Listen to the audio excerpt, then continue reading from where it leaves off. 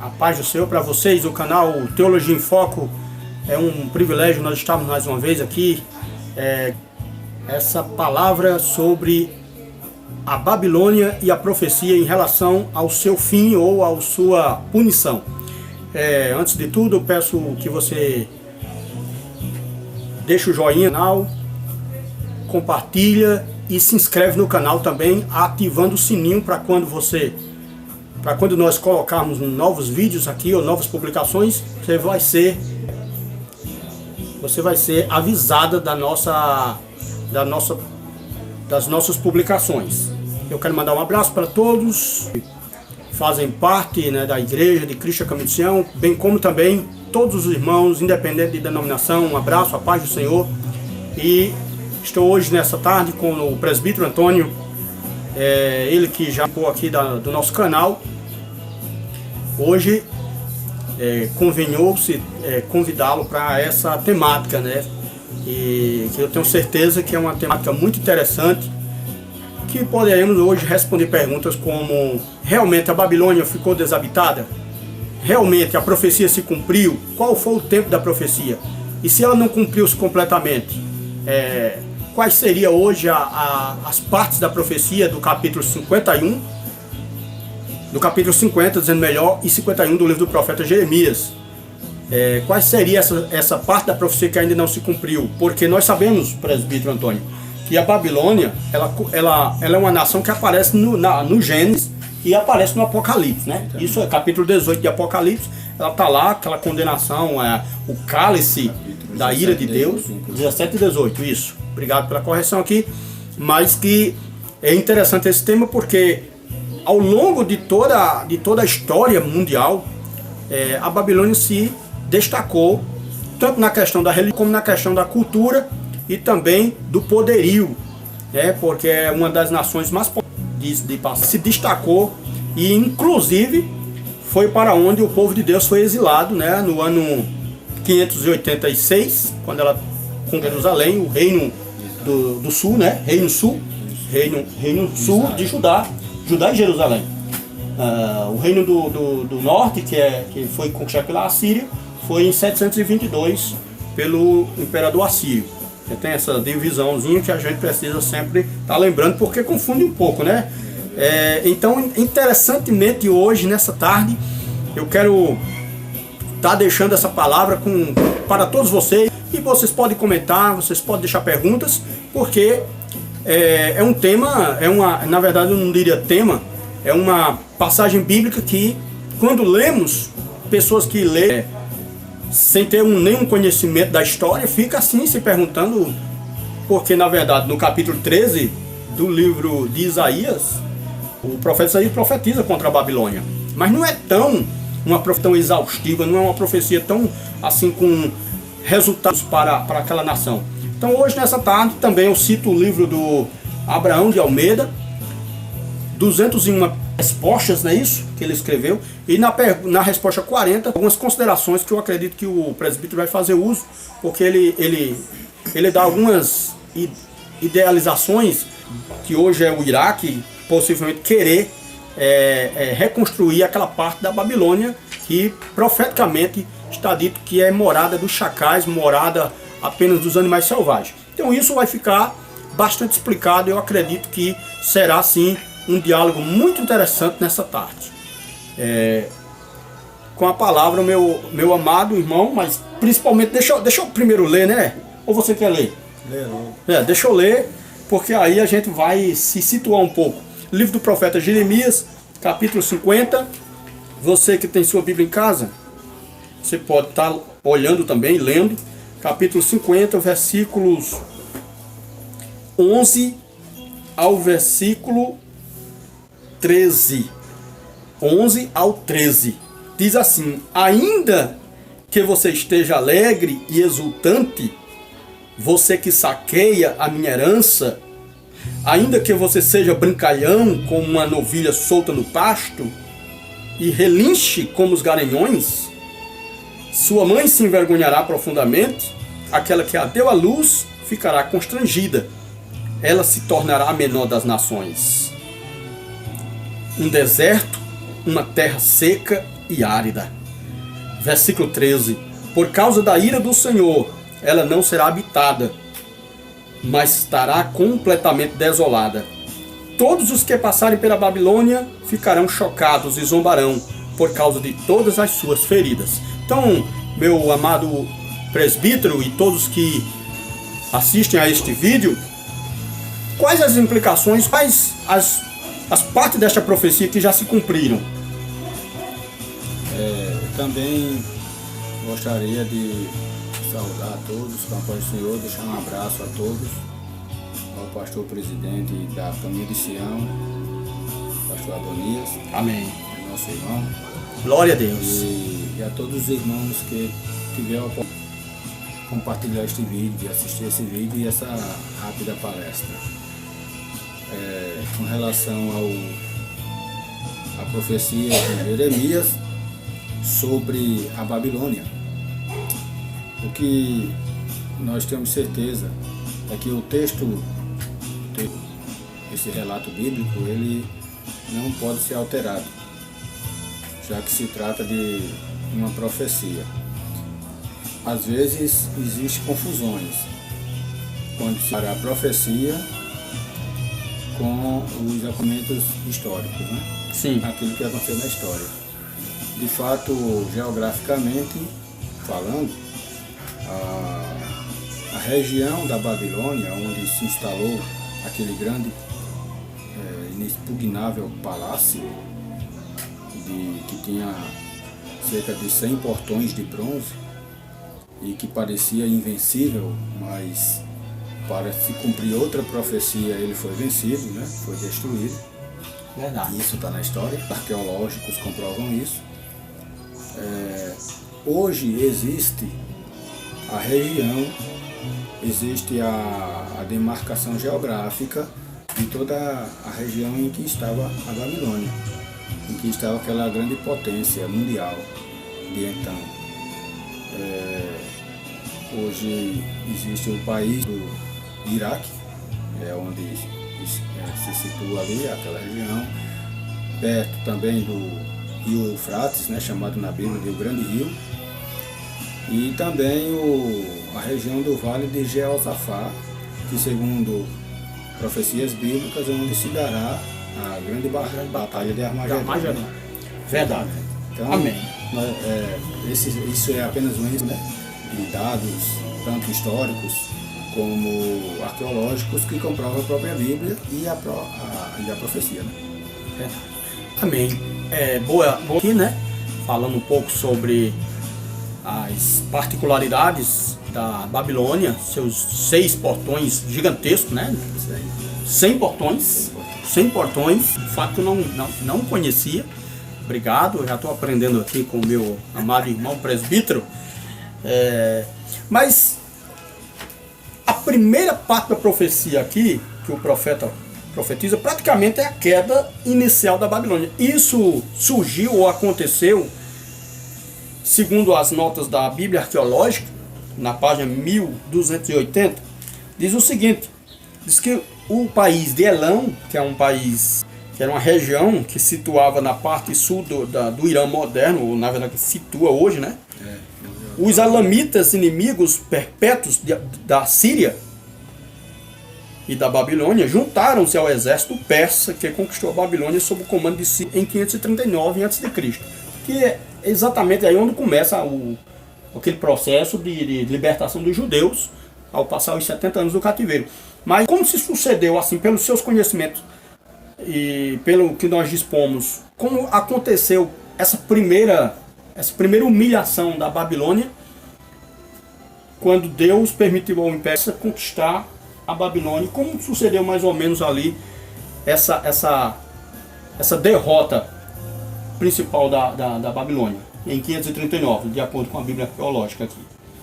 É muito importante atentar para as datas, porque as profecias bíblicas, elas se tornam mais eficazes, assim, em termos de comprovação, quando se tem entender a profecia bíblica sem conhecer a data em que ela foi tanto predita quanto o cumprimento, dificulta um pouco. o entendimento. Então, com relação à invasão ao palácio de Nabucodonosor, que ele era o terceiro na verdade, Nabucodonosor era o terceiro na dinastia, no domínio, né? Havia dominado seu pai Nabonido E Beltesazar. e Belsazar. Belsazar, exatamente. Belsazar. A profecia de Daniel, é isso? Perfeitamente. Então, o profeta Daniel, ele desde que foi levado, transportado para a Babilônia, levado cativo, Sim. ele viveu a experiência de três dominadores. É bem possível que quando ele foi levado para a Babilônia, o Nabonido ainda dominava.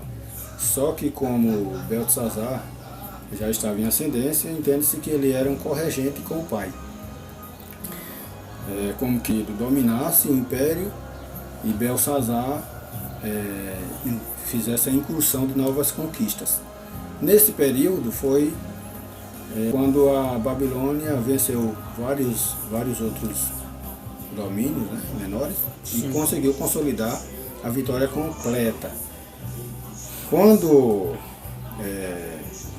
Belsazar já estava dominando, aí nós vemos que Nabucodonosor começou a se engrandar. No capítulo 4, ele dizer que mostra a grande Babilônia com seus jardins suspensos, dizer que ele havia construído o seu próprio braço.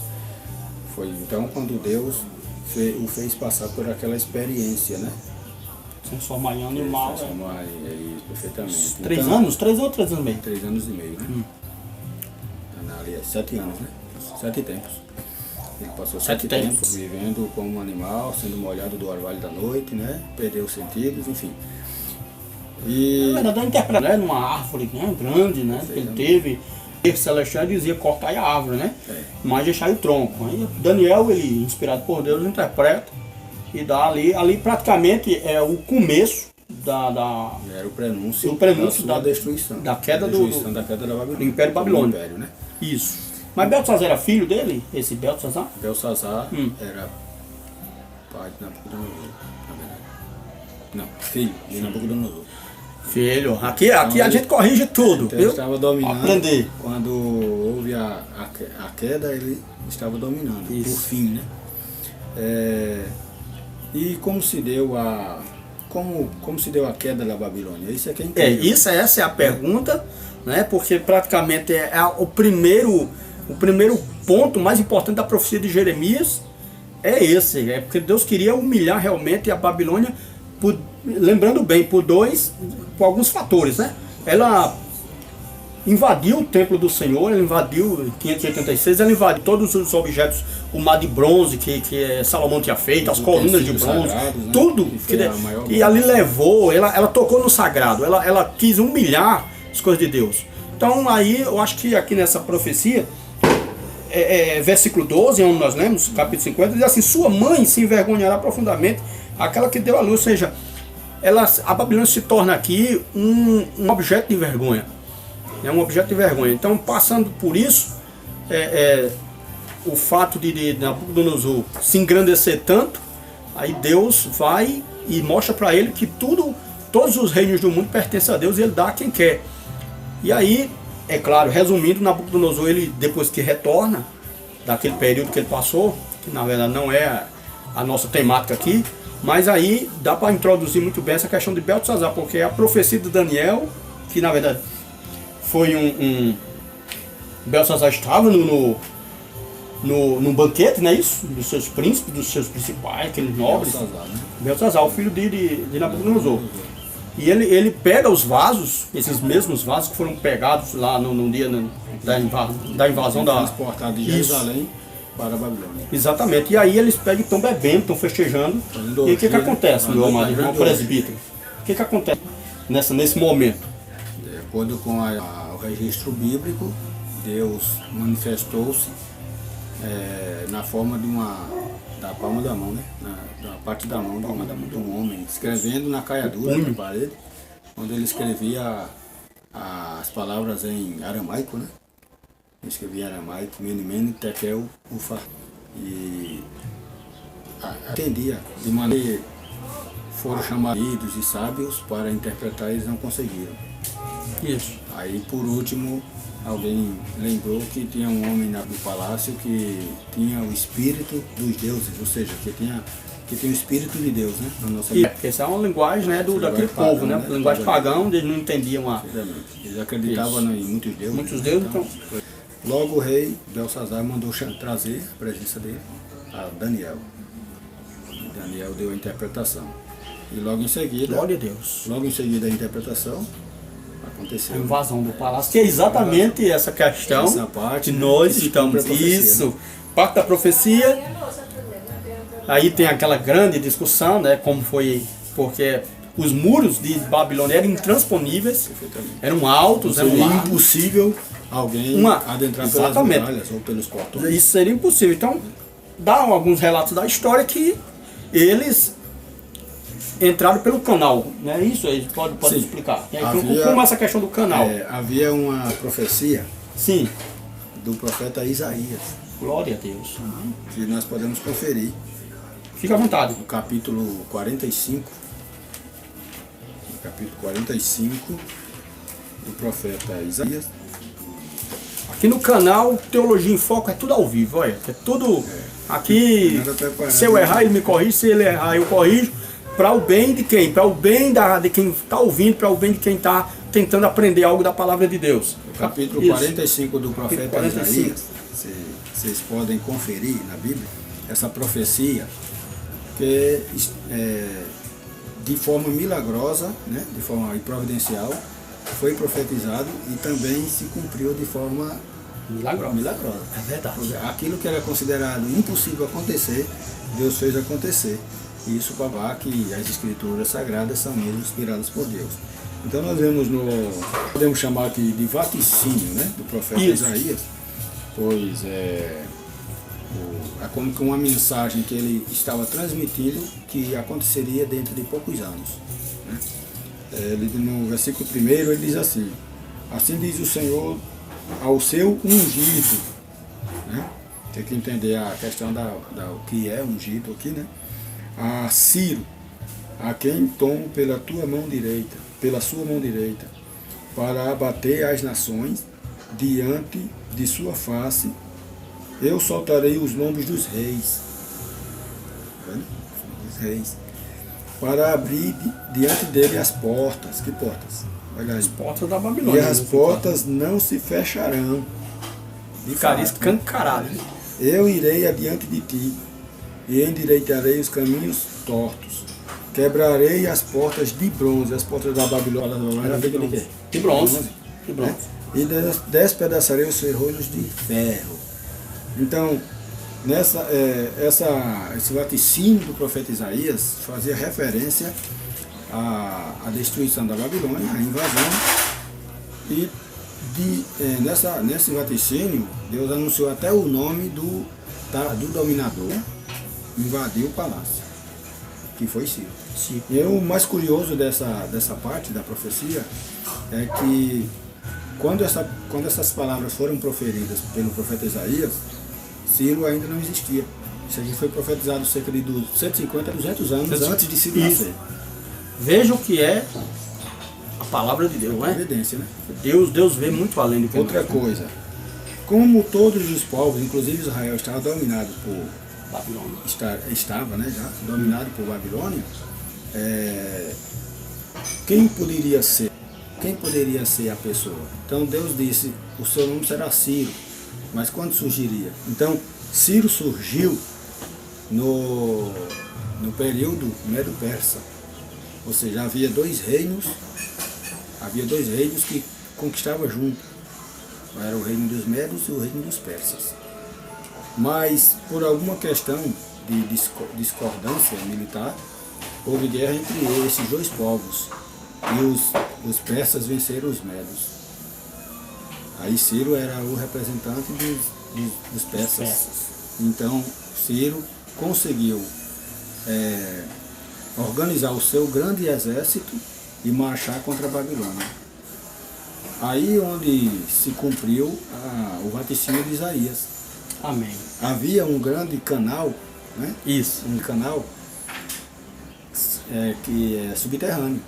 Ele foi construído com a intenção de transportar água para dentro do palácio de Nabucodonosor. E esse palácio, ou esse canal, ele estava cheio, sempre cheio. Ele estava com muita água. Ele era um desvio do rio Eufrates, então. Isso, né? Ele fez um canal Canalizado dali, né? Mas com a intenção de abastecer o palácio, a cidade da Babilônia, né? Isso nós podemos ver algo mais curioso no versículo seguinte, o 3, ao que nós vemos, é o 3, que diz: eu te darei os tesouros das escuridades, os tesouros escondidos, e as riquezas encobertas, para que possas saber que eu sou o Senhor, o Deus de Israel, que te chamo pelo teu nome. E agora? O nome era Ciro. E os tesouros, o que eram os tesouros encobertos? Havia um costume dos povos, dos reis, antigamente, que quando eles destruíam uma cidade, saqueavam suas riquezas, o ouro, a prata, os seus bens valiosos, eles às vezes não conseguiam conduzir tudo aquilo para o destino onde eles estavam voltando. Então eles escondiam. E esse canal serviu para esconder muito das riquezas que eles haviam saqueado da Babilônia. Ali estavam as riquezas escondidas, né? Está se cumprindo a profecia na íntegra. Muito então nós vimos aí que a forma como Deus providenciou para que a Babilônia fosse vencida, fosse invadida, né? Temos o Ciro adentrando pelo canal, né? E pegando de assalto, ou seja, de surpresa. Ao rei Belsazar e a todo o seu exército. Eles não puderam fazer nada para se defender. E aí aconteceu a matança, inclusive o rei foi morto naquela noite, na noite da grande orgia, e foi dada a Babilônia. Se cumprindo a profecia tanto de Isaías quanto também de Jeremias, né? Como eu disse no início, a profecia de Jeremias ela é bem longa, né? Ela ocupa 2 capítulos para a destruição da Babilônia. Agora, para nós estar encerrando, qual é a relação entre o capítulo de Apocalipse que fala da Babilônia, que seria uma figura, um simbolismo, devido ao mal que ela causou, tanto na questão da religião, dos costumes pagãos, essas coisas que ela mesma propagou, porque o texto é bem expresso, bem claro. Lá diz assim que ela embriagou toda a humanidade com o seu cálice, né?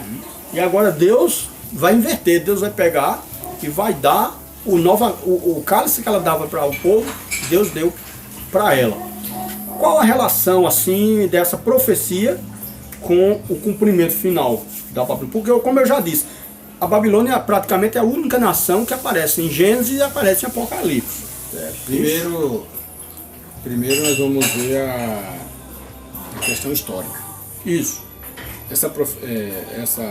Esses capítulos de Jeremias são proféticos, mas históricos ao mesmo tempo. No versículo 7 do capítulo 51, diz que a Babilônia era um copo de ouro na mão do Senhor, o qual embriagava toda a terra. Do seu vinho beberam as nações, por isso as nações enlouqueceram. No momento caiu a Babilônia e ficou arruinada. Gemei sobre ela, tomai bálsamo para a sua dor, porventura sarará. Nessa parte histórica, nós vemos Deus dizendo da situação da Babilônia. A Babilônia conseguiu, estava na mão do Senhor, porque não podemos esquecer que no capítulo 10 e 11 de Jeremias, Deus diz que enviaria o reino do norte contra Israel, contra Judá, por causa da sua desobediência, para punir Israel. Foi quando então o Nabucodonosor, através do seu general, Nebuzaradão, levou cativo para a Babilônia, né? O povo de Deus. Judá e Jerusalém. Então, quer dizer, nesse sentido aqui, na Babilônia estava sendo usado como um instrumento. Estava como um copo na mão do Senhor. Agora, com esse copo, ele tinha alguma coisa.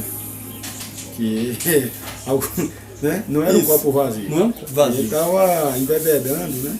Isso. Todas as nações, ou seja, contaminando. Aí nós vamos então para da origem da Babilônia. Como foi bem citado, que a Babilônia é diferente de outras cidades, outros impérios, aparece na Bíblia desde Gênesis ao Apocalipse, realmente.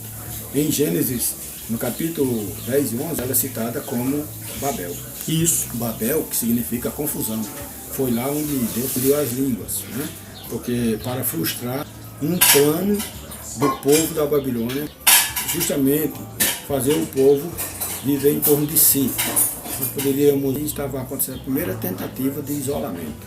Eles queriam se isolar, com isso eles estariam impedindo que o povo se espalhasse pela terra, né? Esse era o cuidado deles, mas para Deus não, era frustrar os planos de Deus de povoar.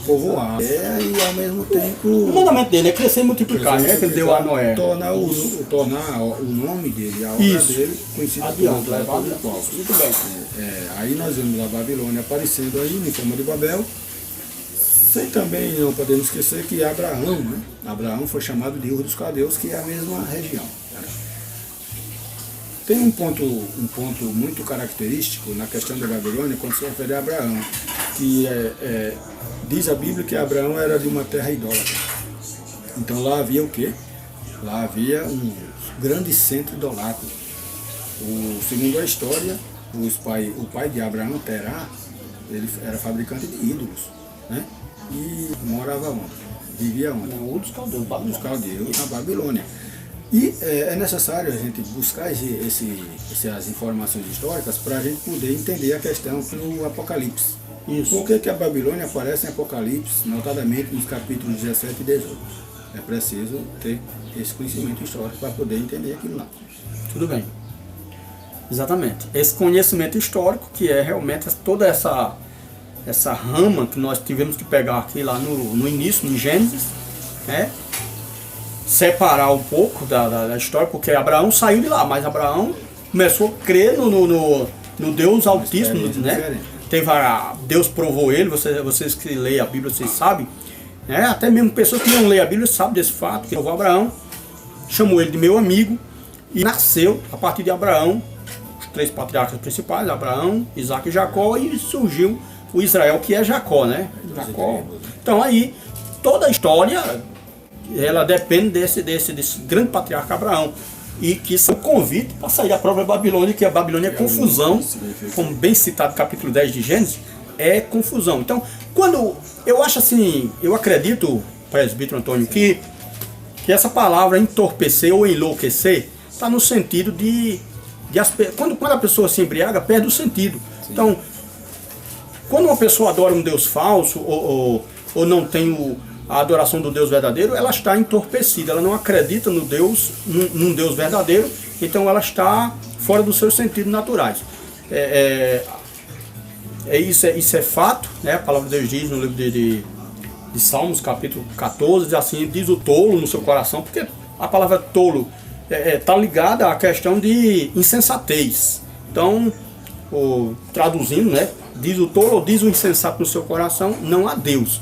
Então, já é o contrário da idolatria, porque a idolatria acredita em tudo que existe, e aí também é um extremo que a Babilônia levou, com o seu panteão, e aí, por isso que ela está entorpeceu, e tem essa relação histórica, de Gênesis até Apocalipse, com a questão de levar o povo à loucura, à não adoração verdadeira. Então aí eu acredito que essa relação que a gente fez aqui está muito boa. Tem algum acréscimo? É só com relação a Babilônia ainda, referida em Apocalipse, capítulos 17 e 18. Quando lemos esses capítulos mencionados, nós vemos que existe uma diferença, certo, entre as narrativas. E essas diferenças elas são patentes, que uma é religiosa e a outra comercial. No capítulo 17 de Apocalipse, a Babilônia aparece como um símbolo religioso. na figura de uma grande prostituta que tem 10 cabeças e 10 diademas. E ela traz um nome na sua testa chamado blasfêmia. A do capítulo 17. 17. Então ela aí pode ser interpretado como sendo a religião do anticristo. Porque o Apocalipse ela deixa de ser história e passa a ser profeta. Isso. O Apocalipse ele é o único livro profético do Novo Testamento. O único. Por quê? Que traz os últimos acontecimentos, né? A revelação sobre os últimos acontecimentos que se desenrolarão na Terra, na vida, na história da humanidade de forma geral, aqui na Terra, nos últimos dias. Então, se referindo à Babilônia do capítulo 17, é como que fosse a grande religião do anticristo. Essa religião ela não é difícil de ser explicada, porque ela é, acima de tudo, hoje fala-se muito em tolerância, tolera tudo, né? Mas a Bíblia Sagrada nos ensina a respeito disso, não podemos tolerar o pecado. Né? Isso. Agora tem uma referência no capítulo 18, versículo 8 do livro de Apocalipse, ela faz uma citação aqui parecida com aquela lá da Babilônia, e assim, num só dia, né? Por isso, num só dia, as suas pragas alcançarão morte, tristeza e fome, e o fogo consumirá. Poderoso é o Senhor Deus que a julga. Lá também, a Babilônia invadida pelo Império Persa, ela era poderosa, ela era comercial, né? A sua religião também, que era o Marduk, né? O deus Marduk. O panteísmo, né? Isso, mas o principal era o Marduk. Inclusive tem uma referência bíblica que Deus diz: Deus envergonhará Marduk. Claro que é uma linguagem simbólica, porque atribuir vida um Deus morto, né? Mas aí, quando diz envergonharia Marduk, significa que os deuses da Babilônia não eram capazes de salvar ela daquela situação. E aqui no capítulo 18 de Apocalipse tem essa referência que ela cairá num só dia. Como o presbítero já citou bem, capítulo 17 frisa a religião do anticristo. E o capítulo 18, a queda desse império que é o império do próprio anticristo. O anticristo de forma, porque o anticristo vai se manifestar ao mundo como o grande salvador, né? Isso. Ele será aquele que prometerá salvar as pessoas, acudir do desespero, porque após o arrebatamento, quando... Nós vamos trazer aqui uma questão, uma palestra sobre o arrebatamento, viu? Você já está... Então, quando aconteceu o arrebatamento, e o Senhor Jesus ele chamará para si muitos, né? Não levará todos, mas muitos, aqueles que deflagrarão isso é um ponto que você vai explicar uma série de acontecimentos, né? A Bíblia é clara em dizer que nem todos irão, né? Muitos ficarão. Eu espero que não fique. Dois na cama, um será levado, aleluia. Fechado, mas você crê que você vai? Dois do campo. Amém. Eu acredito no arrebatamento. Ô, glória. Eu acredito no arrebatamento. Mas não me preocupo sobre essa questão de ficar ou ser levado. Há pontos a ser explicado aí. Amém. Então, com relação Sim, pode concluir. A Babilônia comercial, é claro que observe que hoje tudo que acontece no mercado financeiro dá indícios disso. Hoje se fala em uma unificação do mercado. Hoje se fala na pirâmide comercial, né, na pirâmide financeira. Inclusive muitas pessoas, né, se deixam levar e acabam sofrendo golpes. Porque a pirâmide financeira não é para quem tem pouco dinheiro, é para quem possui muito, é para quem é ambicioso. E na verdade quem se dá bem são os que estão no topo, né? Mas a pirâmide financeira hoje ela pode ser considerada um indício já assim da plataforma comercial do anticristo. E interessante de tudo é que ela leva o nome da Babilônia. Por que leva o nome da Babilônia? Porque a Babilônia ela tornou símbolo tanto de idolatria, tanto de religião falsa, né? Que eu poderia aqui até declinar algumas religiões, mas isso hoje é difícil, né? Não se pode mais usar nomes, né? Mas pode ficar tranquilo, né? Tranquilo. E fica à vontade. Outra ocasião, quando a gente ocasião. Uma palestra mais afinha, e a gente o canal ele é independente, o canal Teologia em Foco ele é independente, não tem... Eu entraria alguns nomes, alguns dados históricos, inclusive. Mas para finalizar, sobre a Babilônia comercial, é bom entender que tudo culminará com o governo do anticristo, sim. O anticristo ele se sentará no templo de Deus parecendo ser Deus, né? E segundo capítulo 13 de Apocalipse, a partir lá do versículo 16 em diante, versículo 18, onde fala que o número do anticristo é nome, né? E também diz que ele requererá, ele obrigará as pessoas a adorá-lo, né? As pessoas, tanto ricos, pobres, pequenos e grandes. Característica de ditador, né? Perfeitamente. Exatamente. Ele trará um domínio, né? Isso. As pessoas inicialmente não perceberão, mas depois já estarão nas mãos dele, né? Isso. Se cumpre a profecia de Jeremias sobre a Babilônia. Amém. Nós vimos aqui, né, lembrando aqui para pessoas que podem depois assistir esse vídeo, que brevemente vai estar disponível no nosso canal, falamos a questão da relação da profecia de Jeremias, desde a sua queda, a queda de Babilônia, com a grande influência persa, e também fizemos uma ponte, não chamaria de ponte hermenêutica, mas uma ponte de profecias na questão da historicidade, com o Apocalipse, né? Que é bem lembrar que a única nação que aparece em Gênesis até Apocalipse é a Babilônia. E aí ela toma né? Ela passa agora a representar um perigo para o povo de Deus, a ponto de a palavra de Deus dizer assim: sai dela, povo meu. Então, fica bem. Eu quero agradecer a todos que assistem, né, que vêm assistir a esse vídeo. Se gostar, dá o seu like e faça seu comentário, pode ser crítico, construtivo, ou seja da queira, tá certo? Também compartilha e também se inscreve no canal para que possa ser avisado quando nós publicarmos outros ou comentários. Deus abençoe. Quero passar para o presbítero ele fazer as considerações finais e em breve, né, como eu não estou trabalhando, meu amado presbítero, não estou trabalhando com datas, dizer tal dia eu vou publicar o vídeo, não, a qualquer momento a gente pode estar publicando dentro de uma espontaneidade. Então aqui eu quero deixar o espaço para os agradecimentos do presbítero, que de repente foi um convite assim.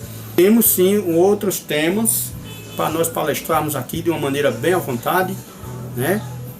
E fique à vontade, presbítero, fazer suas considerações finais. Quero só dizer que fui pego de surpresa, né? É bom assim, é igual a Babilônia.